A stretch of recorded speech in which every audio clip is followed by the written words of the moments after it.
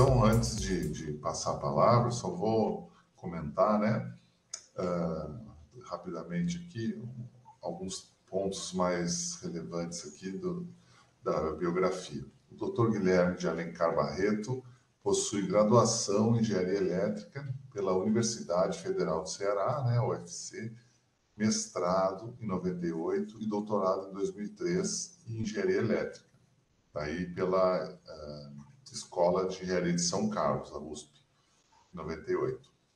Tá, o mestrado e doutorado. E ainda teve, né, um período de doutorado sanduíche na Alemanha. Tá? Ele é professor associado do Departamento de Engenharia de Teleinformática, né, Universidade Federal do Ceará, atualmente. A principal área de pesquisa é inteligência computacional e aprendizado de máquinas, com aplicações em diversas áreas aqui, ó, robótica, identificação e controle de sistemas dinâmicos e também experiência em reconhecimento de padrões. Né? Ele faz parte da SBC, né, Sociedade Brasileira, SBIC, perdão, Sociedade Brasileira de Inteligência Computacional, ainda foi diretor-presidente, né, em alguns momentos, e também da SBA, né, Sociedade Brasileira de Automática. O que mais? Editor-chefe, né, do periódico L e NLM, né, desde 2009. Também faz parte do conselho editorial, né, de periódicos do, vamos ver se tem uma sigla, não, International Journal of Innovative Computing and Applications, né, e também a Frontiers in Bioinformatics. Tá? Tem links ali no nosso site para essas revistas também. Né? E também uma importante informação, né? Já foi coordenador do programa de pós-graduação em engenharia de teleinformática, né? O PPG-ETI, né? Da UFC por 2 vezes, né? Um programa que tem um conceito CAP6, e ele já foi coordenador desse programa por 2 mandatos, né? Saiu ano passado. Muito bem. Graças a Deus.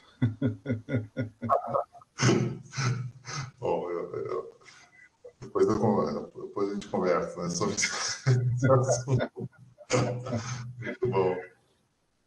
Muito bem, doutor Guilherme. Agora, né, já estamos vendo a sua tela. Se for possível, então, iniciar, né? A ideia é uns 50 minutos, mais ou menos, de apresentação, até 50 minutos, para a gente ter uns 10 minutinhos de perguntas ali ao final. Né? Então, a nossa expectativa é que, começando agora, aí 11h20, né, vai até lá 12h10 por aí, né, e a gente termina 12h15, 12h20 no máximo, para a gente manter o nosso cronograma em ordem aqui. Muito obrigado, Guilherme. Fique à vontade aí para falar da sua apresentação. Eu que agradeço. Agradeço o convite. Participar do workshop. Tenho participado, assisti as palestras de ontem, a de hoje também. O professor Juan, o professor Valdivino, que é um grande amigo contemporâneo da minha época de graduação em engenharia elétrica aqui na UFC. Né? A gente tem muitas histórias interessantes para contar. Né? Mas eu não vou fazer isso com ele aqui, né? Vou deixar ele aí com essa pinta de sério aí que ele tem, né? Então, pessoal, eu agradeço demais o convite. Vou falar um pouco, né? Eu não sou especialista em imagens, né? Mas processamento de imagens, eu uso como dados, né? Para as minhas aplicações. Vocês estão me ouvindo bem, né? Eu posso ir adiante. Ouvindo e vendo bem os slides. Ótimo, agradeço. Eu vou falar aqui, na verdade, um pouquinho de uma técnica matemática. Assim, esse termo variedade, na verdade, é uma tradução para o português da palavra inglesa manifold. Né? E Grassmann é o matemático por trás dessa aplicação. Né? Eu me deparei com essa aplicação na verdade, uma apresentação de um congresso, achei muito interessante, comecei a testar nas minhas aplicações e gostei muito. Né? Trabalho também com Deep Learning, trabalho com outras aplicações, outros métodos, SVM, outras técnicas, mexendo nos algoritmos, né, na verdade, propondo variações, não só nas aplicações, mas também na matemática aplicada, digamos assim. Né? Daí o meu interesse nessa área, porque eu comecei a estudar e percebi que é uma técnica muito interessante, simples, porque basicamente só precisa de algoritmos que o pessoal de machine learning conhece bem e algoritmos lineares. Tá? Então, eu vou falar, na verdade, de visualização, esse termo representação está mais ligado também à ideia de representar os dados originais, né, num espaço específico, no nosso euclidiano, vamos chamar assim, e em um outro espaço, e de lá tentar encontrar uma representação que facilite a visualização e a classificação desses dados. Como aqui é um workshop, né, computacional, tem muita gente aproximando de imagem, do INPE e tal, eu foquei nessa aplicação, que é a aplicação original, a gente vai falar aqui dos propositores, não fomos nós que propusemos essa técnica, ela já foi proposta em 2017. Eles usaram dados hiperespectrais, nas primeiras simulações que nós fizemos, nós conseguimos reproduzir os resultados, e é esses primeiros resultados e alguns resultados mais recentes, né, a gente já usa em outros, não só imagens, né, em dados de outras áreas, séries temporais, por exemplo, né, que é uma área que eu gosto muito. Então, esse trabalho envolve basicamente duas pessoas, eu e o Haroldo é meu aluno de doutorado, nós estamos ligados a esse programa de pós-graduação na engenharia de teleinformática, um programa da área de engenharias 4, uma grande área de engenharias 4, né? Uma nota muito boa, nota 6, nós temos uma,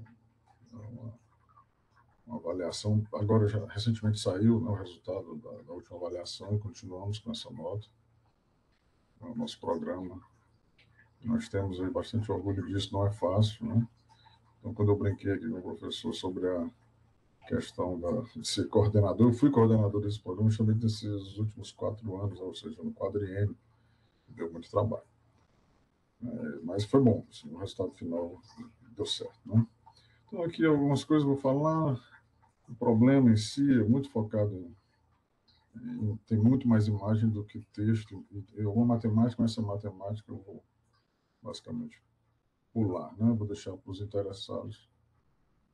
Tem código pronto, nós usamos funções que estão disponíveis no MATLAB, no Octave, em Python, no SciPy, no NumPy, são coisas bem conhecidas daqueles que atuam na área de machine learning, por exemplo, decomposição em valores singulares, né? Tem uma técnica chamada SVD, muito usada, na verdade o famoso PCA, né? A técnica PCA, né? Que eu vou falar aqui dela daqui a pouco, linear, ela é implementada na prática, assim, o método numérico que a implementa em várias bibliotecas, em vários softwares, né, de computação científica e numérica, é via SVD.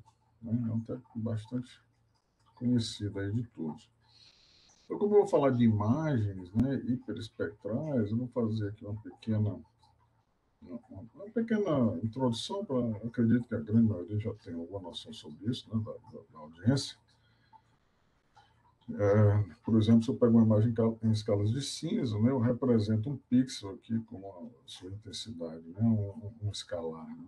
Se eu já tenho cores envolvidas, aqui eu peguei o RGB, né, eu tenho 3 planos, aqui 3 canais, um para cada cor.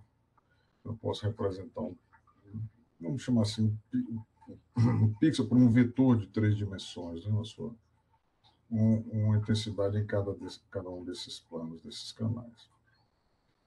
Então, por isso eu coloquei aqui pixels em imagens RGB, são como vetores em 3D, né, na verdade. Aí tem a dimensão de cada, né, o valor de cada dimensão, aqui na imagem digital, por exemplo, né, M por N, então você vai ter M vezes N vezes 3, né? Você pode, mas eu pensando num pixel em particular, um vetor de atributos, né, entrando pixel mesmo, no algoritmo de processamento da imagem, um vetor de 3 dimensões. E aqui no caso da imagem hiperespectral, temos vários planos desses, né? Aí, uma função, o vetor fica com a dimensão bem maior, né? vetor de atributos, um vetor de pixel, de intensidade de pixel, né, que na sua forma mais simples. Ele fica indimensional, o N varia de dezenas a centenas, depende obviamente do hardware de aquisição, e aqui é o comprimento, né, cada plano desse aqui é um comprimento de onda diferente. Né? Então, é uma teoria bem simples, e vamos tratar de dados, né, n-dimensionais, onde esse n costuma ser alto. Né? E essa técnica que eu vou descrever aqui para vocês, ela se vale disso. Né? Ela se vale dessa alta dimensão, né, de trabalhar essa alta dimensão. Né? Como representar esses dados de alta dimensão, esses vetores de alta dimensão, em vamos chamar assim, de um outro espaço. Né? Na verdade, em vários outros subespaços. Né? Ela tem uma flexibilidade técnica, né? Tem um hiperparâmetro só, vou definir aqui para vocês, que é chamado K, né? Esse K é o número de subespaços que eu vou poder decompor, na verdade, ou representar os meus dados originais, né, da imagem. Então, aqui só para dar uma ideia geral, do que eu já mostrando figurinhas, né, sem focar muito em formalismos. Vejam, quem trabalha com classificação ou visualização de dados em diversas categorias, né, a gente sempre busca, né, representar os dados, fazer projeções, né, dos dados de alta dimensão em dimensões menores, aqui, duas dimensões para fins de visualização. Então, nós sempre buscamos situações como essa da esquerda aqui, tá? Onde as classes estão bem separadas entre si, inclusive. Na verdade, buscamos, desejamos, nem sempre é possível, mas algumas técnicas, somente as não lineares, existem várias técnicas de visualização de dados, mas principalmente as não lineares são bem poderosas, né? Nós temos aquele TSNE, né, que é uma técnica muito utilizada, LLE, né, que é o Local Linear Embedding, né? É uma técnica bastante utilizada, tem bibliotecas em Python muito boas em MATLAB. Mas é difícil fazer uma coisa dessa aqui com dados de alta dimensão usando uma técnica basicamente linear. Né? Com PCA não deu certo, esses conjuntos são dados simulados, a gente fez aqui. Aqui foi meio uma sacanagem, né? Desculpa o termo aqui, com PCA. Né? A gente fez uma simulação para o PCA não funcionar, né? E a nossa técnica, que a nossa aqui, que eu vou discutir nessa palestra, ela é chamada de Grassmanniana, né? O espaço lá, né? A variedade, né? Que é uma generalização do conceito de espaço. Né? A gente chama de mergulho, na verdade, tem um mergulho mesmo, chama embedding, né? A tradução desse termo, porque a gente vai trazer da Grassmanniana para o euclidiano, que nós não conseguimos visualizar na Grassmanniana. Né? Conseguimos só representar por meio de vetores, vou explicar isso aqui. É uma ideia não usual, né? A gente sempre pensa em pontos como sendo um vetor, mas na verdade os pontos na Grassmanniana são vários vetores, na verdade a base de um espaço vetorial. Mas o resultado tem uma matemáticazinha e nada de outro mundo, qualquer pessoa que fez um curso de álgebra linear é capaz de entender. Tá? Hoje a machine learning, a aprendizagem de máquina, se vale muito da álgebra linear, né? Muita coisa é álgebra linear. A otimização, álgebra linear e um pouquinho de cálculo. Tá? Esses processamentos intercamados, deep learning, né? Já era assim, redes neurais chamadas rasas, né?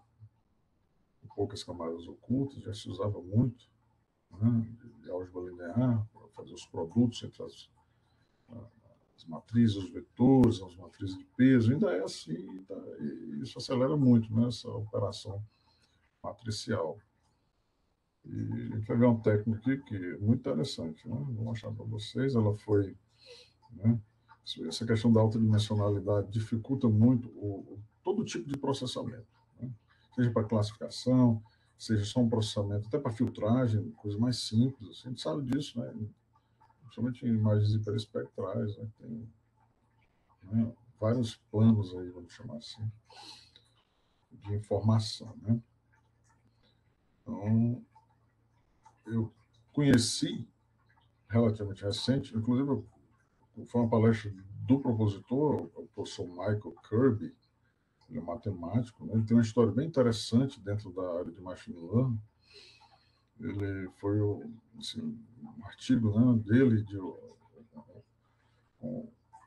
orientando, né, na década de 1900, final de 1990 ainda, ele propôs o uso de PCA para processamento de imagem, para representação de, de imagens, né, para fins de reconhecimento. Né? Só que ele não usou o reconhecimento, ele só fez a parte de visualização e representação da imagem.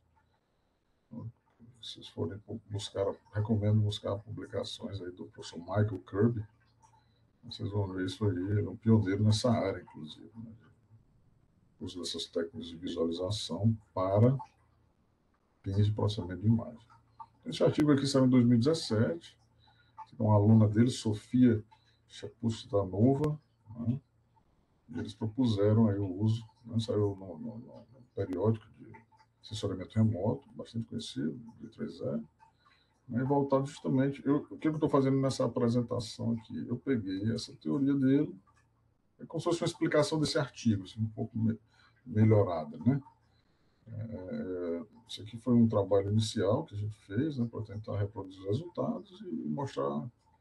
Então a gente saiu dessa área, a gente não trabalha mais com imagem, trabalha mais com sinais, processamento de sinais, principalmente sinais com multicanais, multifontes, né, como eletroencefalograma.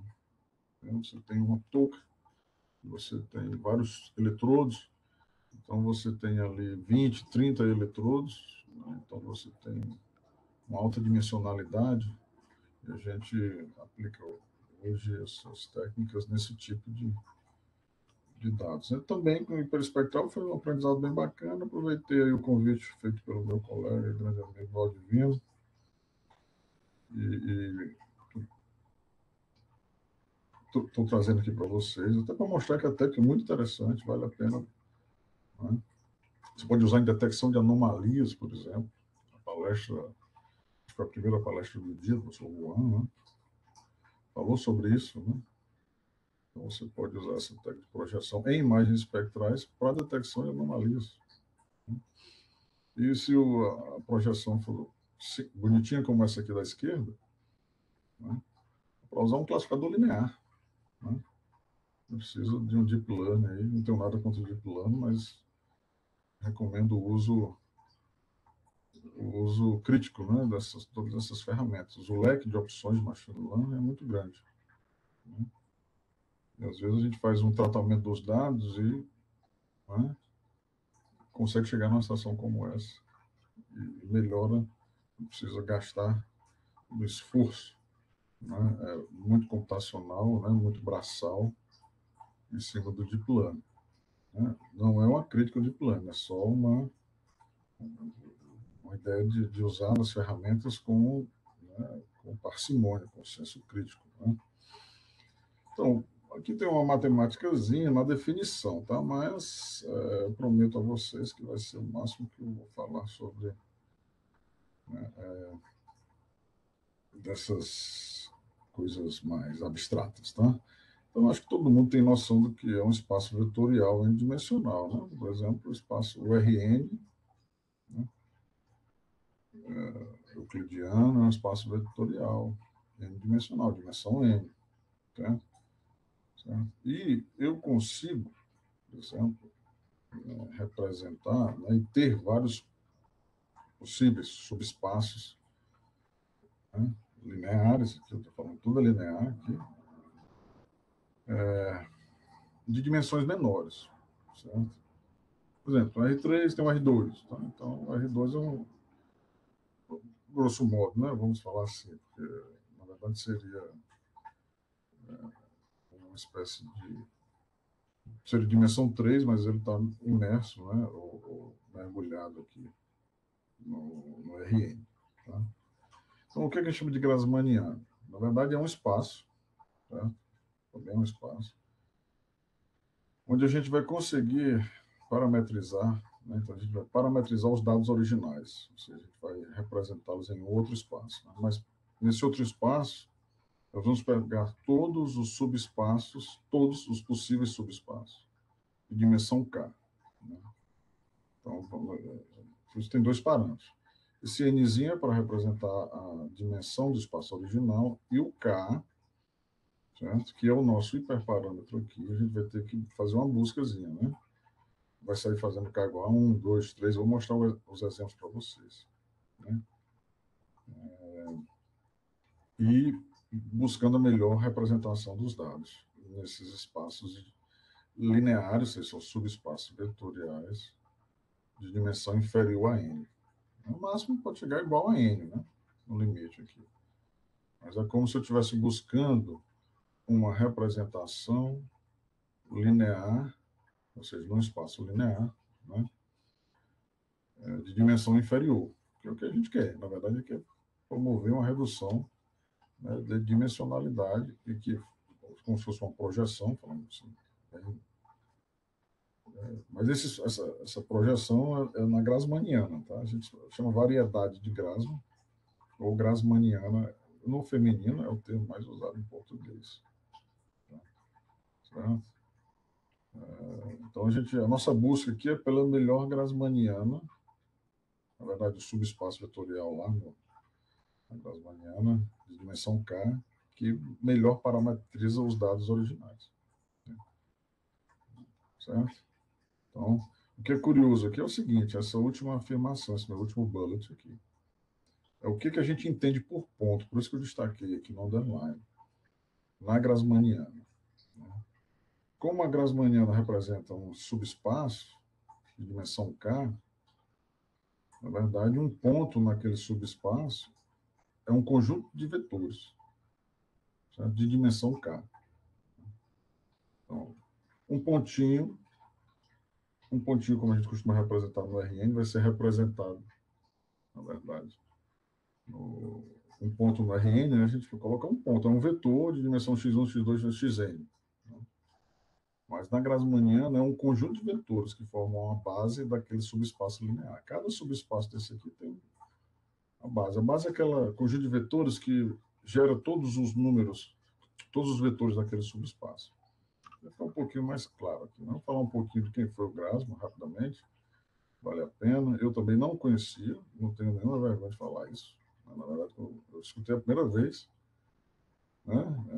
Sou engenheiro e matemático aplicado, né, quase, o que eu faço hoje, mas eu não conhecia esse cidadão aqui. Né? Conheci o Hilbert, por exemplo, porque é muito usado em SVM, né? A teoria matemática por trás da SVM precisa de espaços de Hilbert, né? Mas o Grassmann, Riemann, né? De variáveis complexas, Riemanniano, espaço de Riemann, o euclidiano, de falar, né? Gauss, tal, mas o Grassmann eu não conhecia, não. Então ele, rapidamente aqui, né? Foi um matemático, né? Viveu aí, na época não tinha, né? Essa divisão de estados europeus que tem hoje, então ela é da Prússia, então que a gente hoje chama de Polônia, né? Então, assim, ele não foi muito conhecido pelas contribuições matemáticas em vida, né?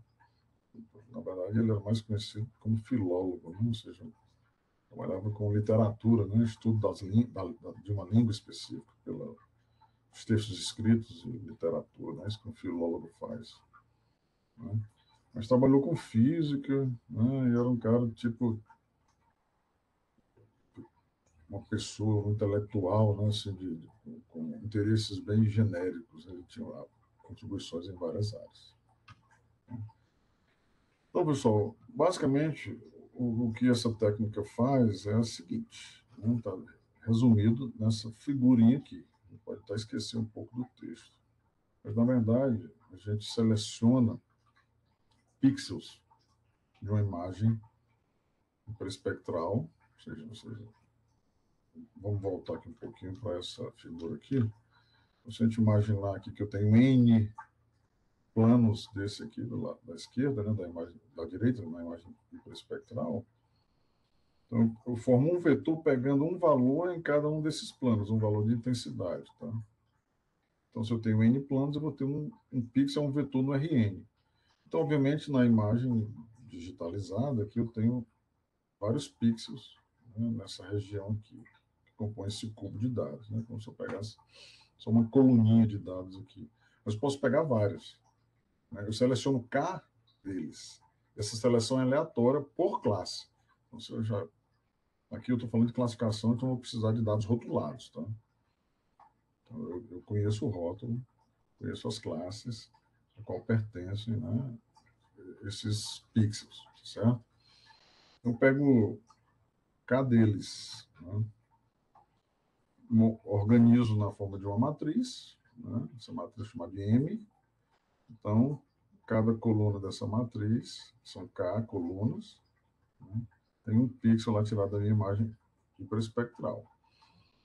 Eu aplico essa técnica que eu mencionei, SVD, é uma técnica linear, né, uma decomposição matricial, como tantas outras que nós usamos em processamento de sinais, processamento de imagens, né, por exemplo, decomposição LU, decomposição QR, e várias outras, né, Cholesky, tem SVD, aí no rol de ferramentas de álgebra linear que usamos em processamento de sinais e imagens, né, muito conhecido por todos. Se você não conhece, deveria conhecer, tá certo?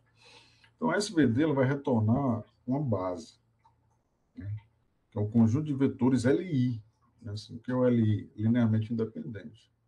Tá? Então, esses vetores formam um ponto na Grassmanniana. Interessante isso, né? O que a gente chama de ponto na Grassmanniana é uma matriz. Né? Na verdade, é uma base, é um conjunto de vetores, né, de dimensão n, e que tem K, só que eles são LI, diferente desses pontos aqui. Né? A propriedade aqui é que eles são linearmente independentes para poder gerar os pontos naquele espaço específico. Né? A Grassmanniana é uma abstração matemática. Tá? Então, a gente não consegue visualizar os dados originais, a imagem, né, nesse espaço, nessa entidade abstrata matemática. A gente consegue representá-lo, parametrizar. Quando a gente fala em parametrização, nós estamos pegando esses pixels e parametrizando-os, né, como uma base na Grassmanniana. Né? Porque base, a gente sempre associa base ao conjunto de vetores que geram os pontos de um espaço vetorial. Né? Então, se você vai gerar o R2, você pode usar a base canônica, né? Que são aqueles vetores 1, 0 e 0, 1. Né? Então, eles são ali, são ortogonais entre si. Essa base aqui é ortonormal, que além de ser assim, os vetores são ortogonais entre si e eles têm norma unitária, né? Eles têm comprimento unitário. Né? Certo? Então, é o máximo que eu vou falar aqui. Eu sei que é para muita gente, né? Principalmente esse workshop é de computação, mas a gente tem que lembrar que a computação também é, em sua origem, uma área da matemática, e muita gente trabalha com processamento de imagem, né? Então, aqui é uma matemática básica, não é muito difícil. Então, é a graça desse método. Eu considero quase vou usar um termo aqui muito popular, né? Assim, coloquial, que é, poxa, é um método linear e consegue fazer milagres aqui, que eu só conseguia até conhecer essa técnica, eu só achava que os métodos não lineares que faziam isso, esses métodos de visualização de dados. Né? Mas a gente sempre apresenta o PCA, que é o linear que a gente aprende normalmente nos cursos de machine learning, aprendizagem de máquinas, né? IA, que é um método muito interessante, muito usado, mas ele tem suas limitações. Geralmente, todo mundo confronta as técnicas mais complexas com o PCA, e o pobre do PCA, né, sempre leva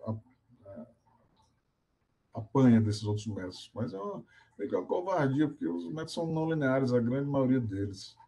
Né? Esse aqui eu vou mostrar para vocês uma técnica basicamente linear. Né? Essa história de pontos na Grassmanniana por vetores, né? Eu estou mostrando aqui, o Haroldo fez essa figura que eu acho muito didática. Né? Você tem aqui uma esfera, vamos pensar assim. Né? Aqui eu posso dizer que a Grassmanniana 2, 3, esse 2 é o K, né? Então eu tenho dois subespaços aqui, né? Que são esses círculos, né? O azul e o laranja, né? São dois subespaços dentro do espaço 3D, do RN aqui, né? Aqui não é o RN mesmo, né? Porque o RN seria um cubo, né? Mas a gente representou na esfera para ficar mais, né? Para melhorar aqui, até para ficar mais bonitinho mesmo. Né? Desenhar dentro do cubo, a gente tentou fazer dentro do cubo, mas nunca ficou tão legal assim quanto feito dentro da esfera, né? E eu tenho dois círculos aqui, dois planos, né? São dois subespaços dentro da esfera. Isso em azul. E esses subespaços, eles podem ser representados por uma base, né? Cada um deles, né? Esses pontos aqui, ó, marcados na linha grossa, aqui ligando ao centro, né? Tem a norma unitária, e um do outro está a 90 graus do... Sim, dois pontinhos aqui, né? Mas ligando ao centro da esfera, eles formam um vetor, né? Eles estão em 90 graus um do outro. Então, você pode representar cada um desses subespaços por esses dois vetores. Esse em laranja tem dois vetores aqui, e eles são ortogonais entre si, formam uma base, você representa o subespaço pela sua base. Então, essa é a ideia geral aí, né? Acredito que todo mundo entende depois de uma figura como essa, né? Então, todos os pontos em cada um desses círculos, o azul, por exemplo, eu posso representar por meio desses dois únicos vetores aqui, né? Qualquer um deles. Esse é o próprio conceito de base, né? Então, aqui tem uma matemáticazinha que segue aqui, né? Que essa é a ideia da representação matricial, né? É a história da base, né? A gente pega, na verdade, a gente precisa pegar os pontos lá na imagem hiperespectral, um conjunto de K pontos. Por exemplo, se eu fizer o K igual a 1, eu vou pegar só um ponto. Se o K igual a 2, eu pego 2. Pego sempre aleatório, uma seleção aleatória. Se você K igual a 20, o exemplo que eu vou mostrar para vocês aqui, a imagem hiperespectral tem 220 camadas, vamos chamar assim, né? E nós fizemos um K variando de 1 até 20, né, na nossa exploração aqui dos resultados. Então, esse casinho é um hiperparâmetro. Então, eu não sei qual o melhor K. Eu tenho que buscar por esse melhor K. Né? Mas, geralmente, esse é um K, esse número é um número, como eu coloquei aqui também, lembrando, é um número menor que a dimensão do espaço original. Pode ser igual, mas não faz muito sentido, né? O ideal é que ela fique sempre bem abaixo de N. Ideal. Né? Há aplicações e aplicações. Né? Então, vamos lá. Seguir aqui na teoria. Então, a gente faz só para mostrar aqui para vocês, a decomposição. Isso aqui é a formulação matemática disso aqui, tá, pessoal? M é essa matriz aqui. Eu aplico SVD e ela vai decompor e vai gerar uma matriz U. Olha, isso aqui você faz numa linha no Octave, no MATLAB, tá? No Scilab, em qualquer desses ambientes, e algumas poucas linhas a mais, porque tem que fazer os preâmbulos, importar, tal, no Python. Né? Mas tem uma função que faz SVD lá. Então, nos interessa essa matriz aqui, essa matriz U. Né? Ela é que define o meu, um dos subespaços lá, na verdade, na Grassmanniana. Tá? E, obviamente, lá na Grassmanniana, a gente pode calcular, é uma estrutura geométrica, então a gente pode calcular distâncias entre esses subespaços. Tá? É interessante isso, já que distância é uma medida de similaridade, a gente pode implementar uma versão. O professor Valdivino Santiago Júnior fez aí a sua palestra e mencionou isso aí, né, do KNN, esse algoritmo famoso. Né? A gente pode fazer uma versão do KNN na Grassmanniana. Né? Já na própria Grassmanniana, calculando distâncias entre planos mesmo. Isso aqui são nomes interessantes, né? A distância cordal e a distância geodésica, né? Onde a gente calcula distâncias entre planos. Né? Porque, aqui, ó, voltando a essa figurinha, se pegar um plano de esses círculos e o plano do outro círculo, gente consegue calcular o ângulo entre eles, assim, na verdade, de uma maneira bem fácil, e calcular distâncias aqui para os pontos. Pode dizer que o K, né, é um parâmetro aqui, né? O mesmo K lá que parametriza a Grassmanniana. Tá? Só que a Grassmanniana, como eu disse, é uma entidade abstrata, é uma variedade, é um espaço abstrato. Né? Os pontos lá na Grassmanniana não são os pontos do espaço euclidiano, né? São em outro espaço. A gente não visualiza tão bonitinho assim. Eu estou mostrando essa figura. Esse aqui é um caso que vai até 3 para que a gente possa visualizar. Mas, né, N pode ser bem alto, centenas, milhares, né? Dezenas, centenas, no caso espectrais, das imagens espectrais. E o K também pode ser alto, então a gente não vai visualizar, certo? Essa parametrização. Para que possamos visualizar, nós temos que trazer de volta da, da, da Grassmanniana para o espaço euclidiano. E esse processo é chamado de mergulho, né? Embedding. Né? Um termo em inglês aqui, eu aprendi também estudando essas técnicas aqui, né? E os colegas matemáticos aí traduziram para mim, né, essa operação, e isso é feito por meio de uma técnica chamada Multidimensional Scaling, MDS, né, MDS, que é uma técnica muito utilizada também em visualização de dados, trabalha com matrizes de distância, tá, entre pontos, né? Aí eu não vou entrar nesse nível de detalhe, tá certo? Mas é uma técnica também muito estudada aí pelo pessoal do machine learning que trabalha em visualização de dados. Eu já conhecia essa técnica, trabalhei com ela há um tempo, mas não, eu usei muito mais a parte computacional, como um algoritmo. Hoje eu entendo como ela funciona bem, né, e nesse contexto da Grassmanniana, certo? Então, eu não vou entrar no nível da matemática aqui, mas a ideia é muito simples. É como se você estivesse mapeando para outro espaço. Esse espaço a gente não consegue visualizar, né? O espaço é a Grassmanniana, lá é a variedade, o manifold.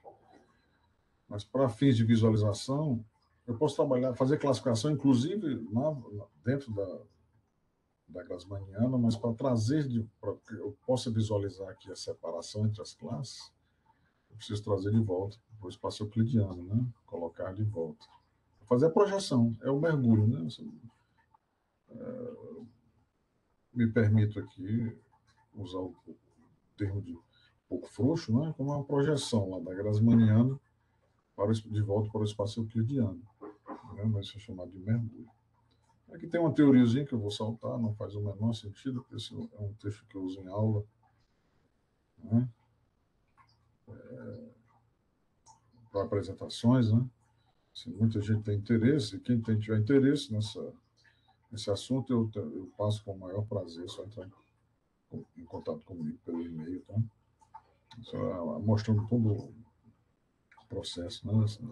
Essas projeções aqui, a matriz de distância, encontrar, né, buscar pela menor distância entre o espaço original e o espaço lá os pontos na Grassmanniana e tudo mais, tá? Então aqui eu quero focar nas aplicações, então tem disponíveis aqui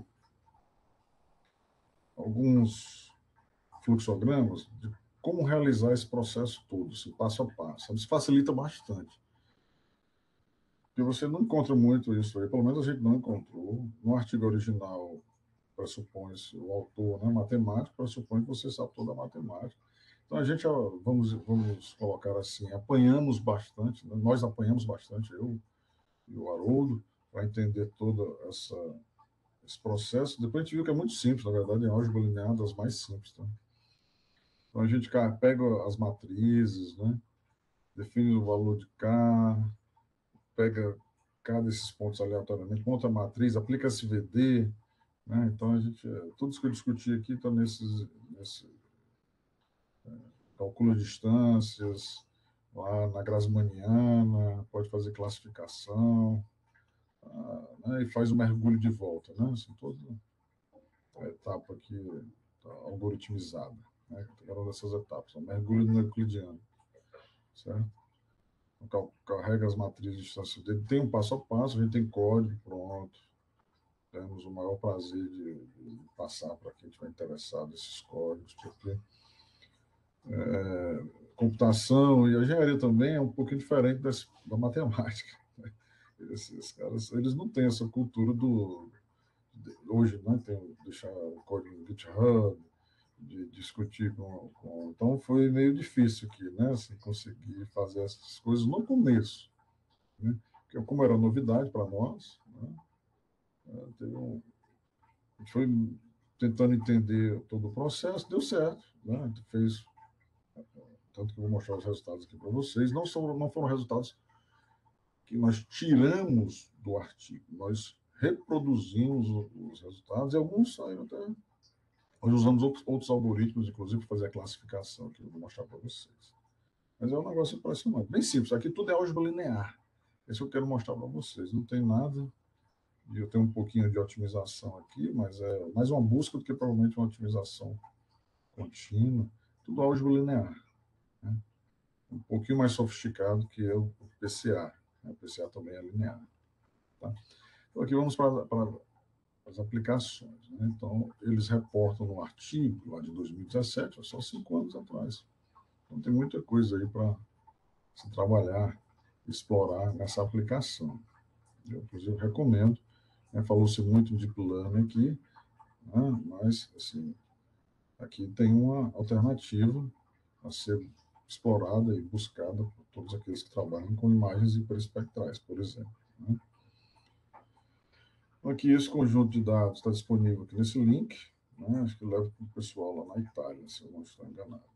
Mas, o Espanha, não me recordo. Mas basicamente são imagens de um terreno, uma dimensão relativamente pequena, 145 por 145, 220 bandas espectrais, né? Essa faixa aqui de comprimento de onda. Tem 16 classes. Essas classes são essas aqui organizadas, né, específicas nessa figura aqui, né, relativa a essa figura aqui. Então, você tem buildings, né, assim, prédios em cinzento, tem madeira, né, assim, florestas, né, em verde, em milho, esse tom aqui um pouquinho mais arroxeado, e vários outros aí, né, tem grama, né, pasto para gado, pasto, como é que chama? Foi aparado, né? Soja, por aí vai. Né? Mas alfafa e nada.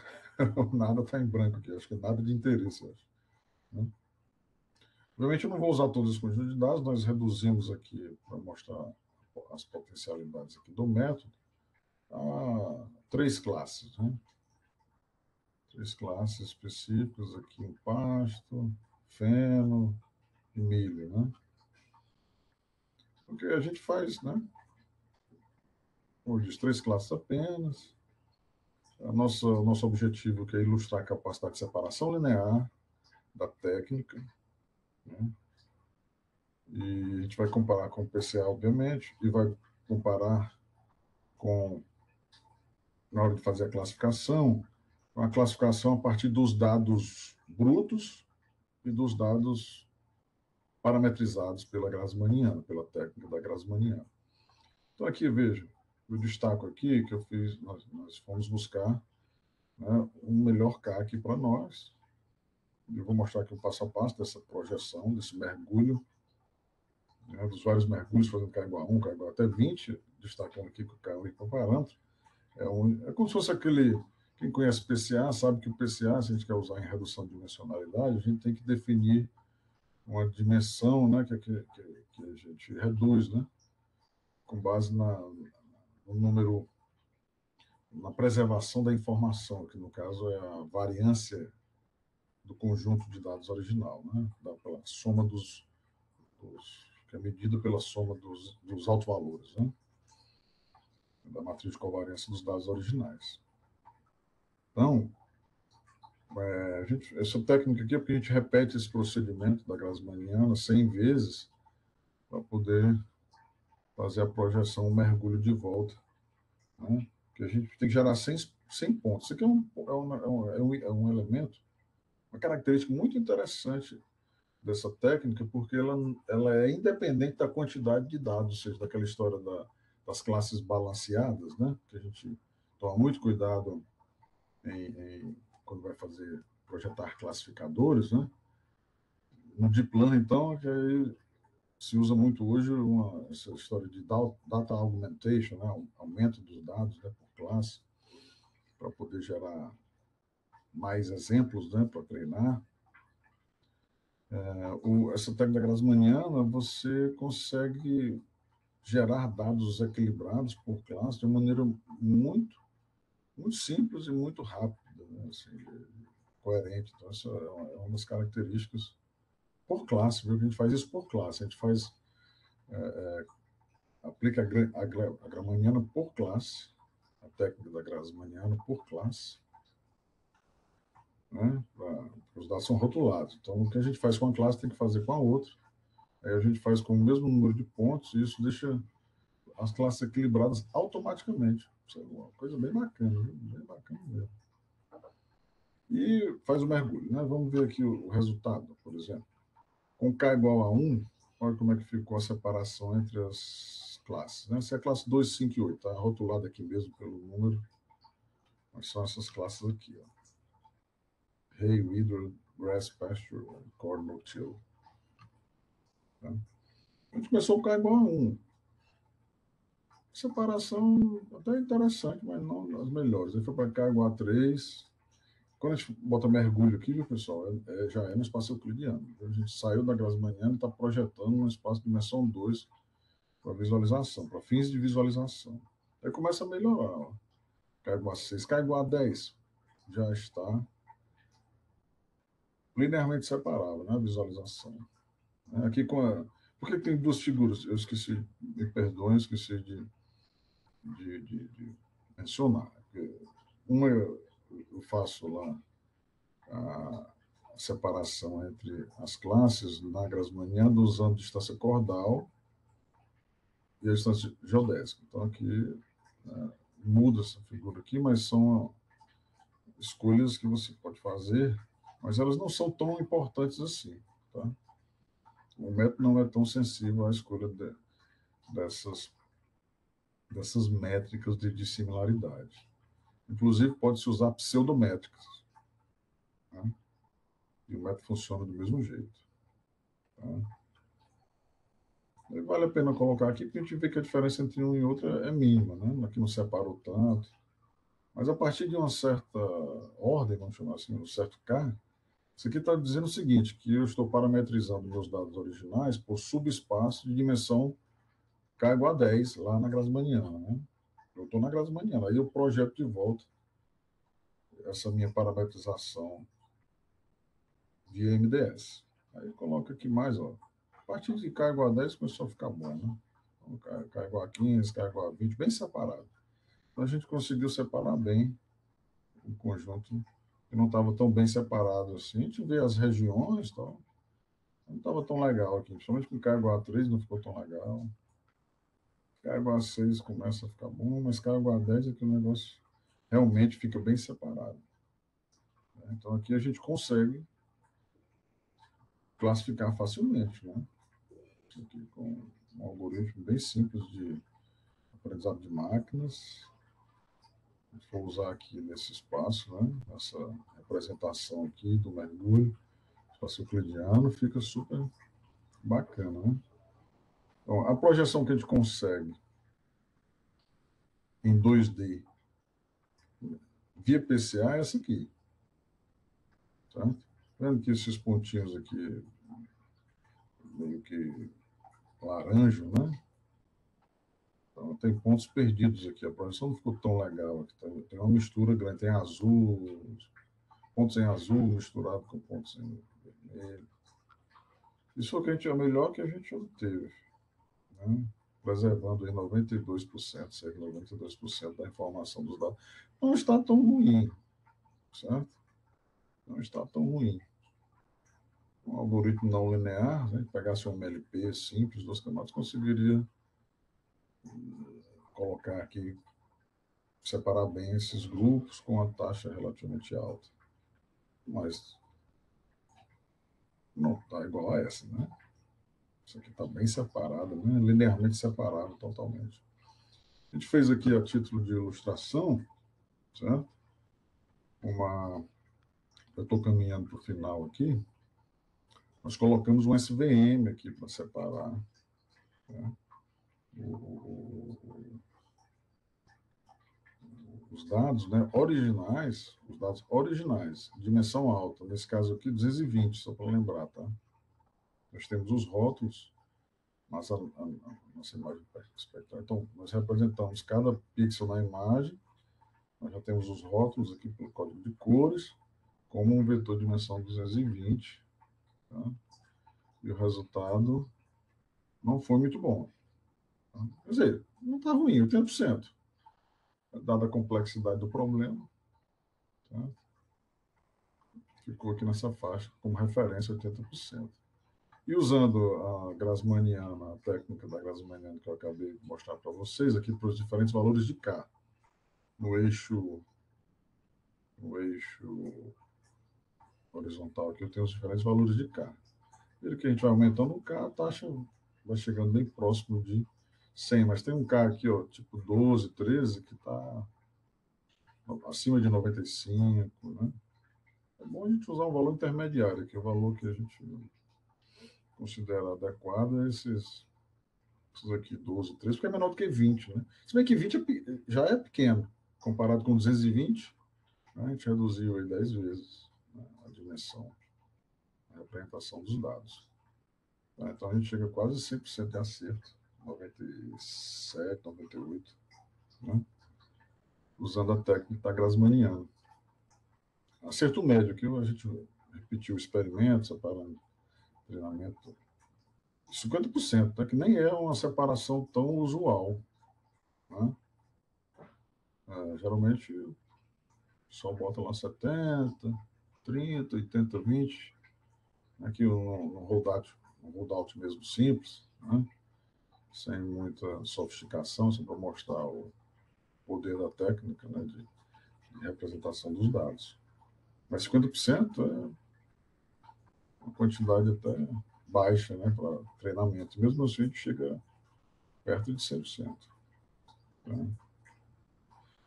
Então, concluindo aqui a minha exposição, eu mostrei para vocês aqui. A minha ideia era mostrar, discutir uma técnica diferente. É bom a gente aprender uma coisa diferente, né? Eu tinha material para falar sobre de plano também, mas eu vi que muita gente ia falar sobre isso.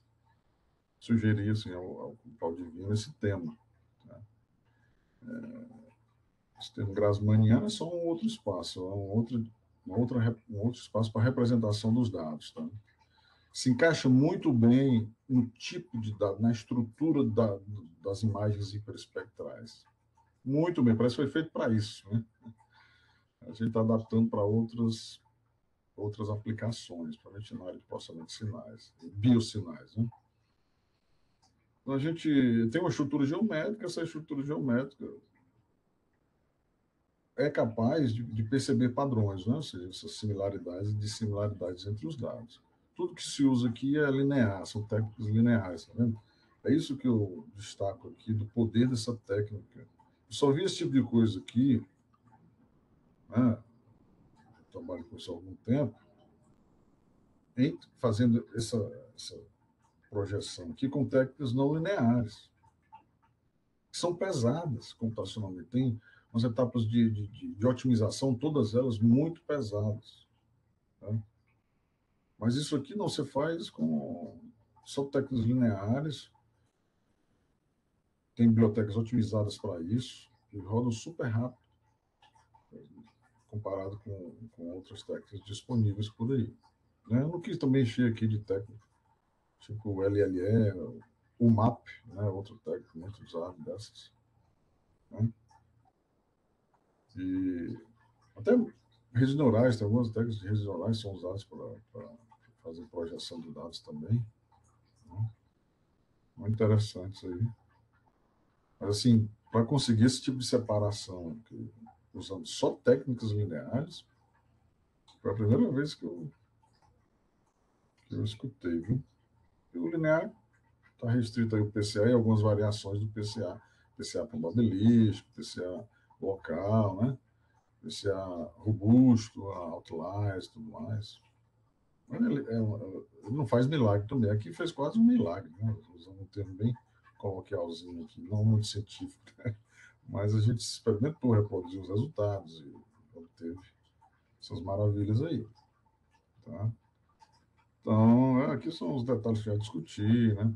Converte um problema de dados de alta dimensão em um problema de menor dimensão, com número fixo de pontos por classe, que é muito bacana. Eu não ressaltei tanto isso aí, falei na minha apresentação, mas ele meio que resolve, ele não é sensível a esse problema do desequilíbrio, né, entre a quantidade de pontos, né, por classe. Né. Nós vimos aqui que nós conseguimos tornar um problema não linearmente separável em um problema linearmente separável. Tá. Então, a gente tem trabalhado com outros tipos de dados, né, principalmente, né, nessa área de eletroencefalografia, né, uma das principais aplicações aí que eu tenho trabalhado junto com o Haroldo.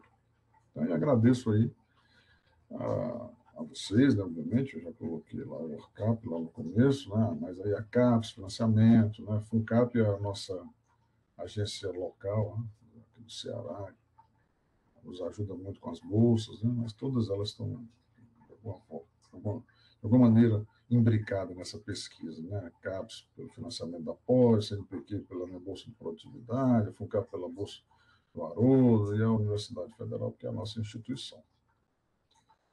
Agradeço, era isso que eu tinha a falar. Estou aberto aí a dúvidas, se houver. Muito obrigado, agradeço a organização do evento. Obrigado, doutor Guilherme, parabéns aí pela sua excelente apresentação. É uma palestra muito interessante, né? Uma questão aí nova, acho que para muita gente, né? O pessoal realmente ficou interessado e fez algumas perguntas, viu? Então eu vou tentar ler elas aqui, apesar de talvez com o chat aí tu também consiga acompanhar elas, tá? Tem duas repetidas aqui, ó, mas é só para repassar aqui na ordem que o pessoal foi colocando. Essa aqui está anônima, então não sei quem fez. Bom dia, Guilherme. Você vê a possibilidade do uso da Grassmanniana sobre séries temporais de imagens multiespectrais? Então, cada imagem com 4 a 6 bandas espectrais e ainda observações no tempo, né? Um quarto eixo aí. Quem foi a pessoa? Não tem o nome aqui, então eu realmente não sei. Mas eu tinha... Eu vi aqui, estou vendo aqui. Fazer também. Sim, excelente aplicação. Recomendo, inclusive, explorar isso aí. Acho que isso tem a ver, inclusive, com a apresentação prévia. Não a do Valdivino, a do professor Juan, né? Ele falou sobre algo do gênero. Recomendo fortemente. É uma grande aplicação, certo? Excelente pergunta. É uma aplicação bem da área. É o que eu gosto, né? O pessoal tem um colega da Alemanha, né? Que eu local onde eu fiz ele trabalha com aquelas imagens de fMRI, né, que é ressonância magnética funcional, né, que também gera dados desse tipo. São séries temporais de cubos de dados, né, se você cubo de dados. Então, é uma dimensão a mais, uma informação a mais que pode ajudar bastante na classificação. Espaço-tempo agora, né, espaço-temporal, né, que é sensoriamento remoto, né? Acompanhar, por exemplo, a evolução, né, de uma área, de uma região, assim, com o tempo, o desmatamento, essas coisas. Sem dúvida. É uma aplicação bem bacana. Assim, mais complementando também, né? Quando a gente visualiza aquele eixo de uma imagem hiperespectral, né? Que foi até mostrado aquele exemplo do Pine lá, que é bem, né, bem conhecido mesmo, aquele Sim, é dataset, né? verdade. É um benchmark. É um benchmark. Ele tem, tem aquela forma, né, do espectro e versus a resposta e aquela curva que dá uma espécie de uma assinatura. Isso hoje em Sim, dia a gente usa bastante uma série temporal onde o x é isso, o tempo e o y é uma variável só, mas exatamente. aquela assinatura também acaba sendo parecido. Eu fiquei pensando em fazer essa tradução aí, né, dessa série temporal para esse espaço do Grassmann. Não pense só, não, faça. Acho que vai ser bacana. Não Essa pensa, tem propaga. que botar a mão na massa. Não, essa ideia é propagar mesmo essas ideias aí. Ninguém consegue fazer tudo sozinho, então vocês têm essa experiência, e muito maior do que eu nessa área. Assim, meu objetivo desde cedo foi trabalhar com biosinais, né? Mas assim, eu aprendi um pouquinho aí da Grassmanniana, ou das imagens hiperespectrais.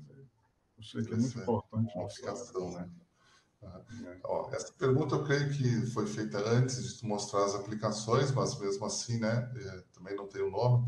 Bom dia, professor. Você disse que o espaço grassmanniano é um espaço abstrato, mas Sim. sendo assim, existem aplicações na prática, né? Sim, sim, muito, muito. Né? Tem artigos, eu até esqueci de colocar uma referência aí, perdão, mas eu vou melhorar aqui, coloco, quando me pedirem aí, alguém tiver interesse, que é de uma revista renomada na área de machine learning, aquela IEEE, a TPAM, né, que é aquela Transactions Pattern Analysis Machine Intelligence, tem um review, um survey lá de aplicações da Grassmanniana em processamento de vídeos, né, e imagens, assim, com muitas aplicações práticas dela, assim. Certo. Interessante. Realmente dados, sim, porque para a gente, né, é um outro mundo, né, outra representação dos dados que ele não visualiza. Para visualizar, tem que trazer de volta para o euclidiano, né? Que é o Sim, que toda técnica de processamento, de visualização de dados faz, né? isso. De certa maneira. Tá aí uma pergunta do próprio Dr. Valdivino, né? Comentário que achou muito interessante a palestra, e a pergunta é: você espera que esse pré-processamento via Grassmanniana para um conjunto muito grande de imagens seja muito pesado? Acho que em termos computacionais, né? Ele está se referindo. Obviamente, sempre é a preocupação que a gente tem, né? Engenharia. Isso aí ele está devolvendo a pergunta que eu fiz para ele, ela está me provocando aqui. Essa história da minha técnica, eu falei mal do Deep Learning, ele está falando mal agora dessa aqui. Né? Então, mais ou menos assim. A minha surpresa nesse método, pode ver, é que ele é totalmente linear. Então, todas as bibliotecas que implementam essas técnicas lineares, elas são super otimizadas, assim, tem anos e anos, décadas e décadas de uso em engenharia de controle, em processamento de imagem, assessoramento remoto. Então, essas técnicas são muito otimizadas para processar grandes volumes de dados. Então, a gente rodou aqui uns conjuntos muito grandes assim, para os nossos padrões e o, nós avaliamos aí como linear o crescimento em termos de dependência do tamanho do conjunto de dados. Tá? Assim, então, foi outra surpresa, mas é porque os métodos são muito eficientes. Né? Se você pegar uma implementação dessa no SciPy, no NumPy, né, que são bibliotecas mais sólidas, assim, numericamente falando, né, métodos numéricos, nem se compara ao de plano, viu, meu amigo? E isso sem usar o GPU, viu? Sem usar a GPU, sem usar nada, usando só o mesmo seu computadorzinho ali. E demora, obviamente. Né? Hoje as demandas das aplicações são diferentes. Eu entendo isso hoje, a necessidade de pular, a necessidade dessas plataformas de hardware, né? Da GPU, da NVIDIA, né? Porque as demandas das aplicações são diferentes. Certo? Então você precisa desse hardware, mas você vai se surpreender se você fizer um teste desse aí. Tá? Sim. Bem Os resultados. rápido. Por isso, tá? Você não tem uma busca extensa, assim, de ficar uma otimização, um negócio ali, demora um tempão. Não é o caso deles aqui, não. Dessa técnica, não. Uhum. Tem uma complementação da questão ali, que ele falou que os resultados foram feitos para uma única imagem, apesar Sim, dela ter sim. 200 e poucas, né, observações lá de Não planos, né? tem.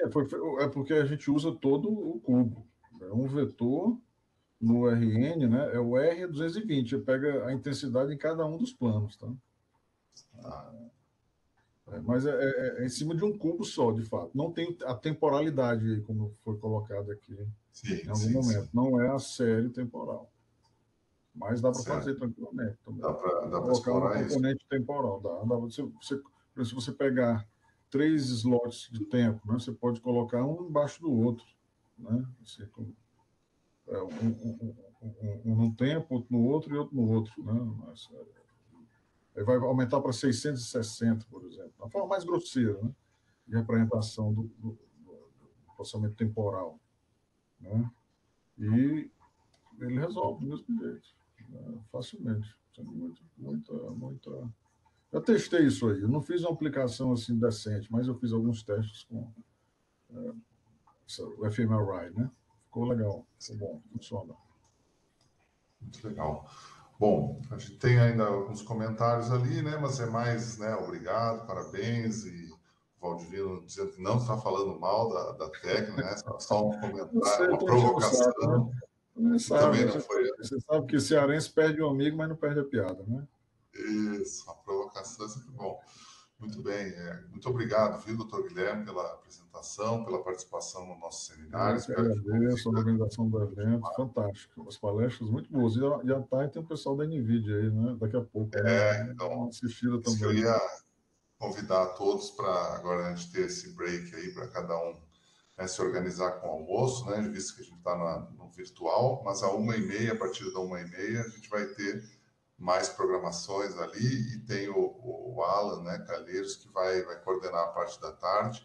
Então, agradeço ao Dr. Guilherme e a presença aí de todos, né, constantemente aí 20 e poucas pessoas na nossa sala aqui, mais 20 ou 30 também no YouTube lá, né, Muito sempre bacana. essa média daí para mais. E, então, muito obrigado. A gente encerra essa parte de hoje de manhã e aí voltamos a 1h30. Boa tarde, bom dia ou boa tarde a todos aí. Até Boa tarde a mais. todos.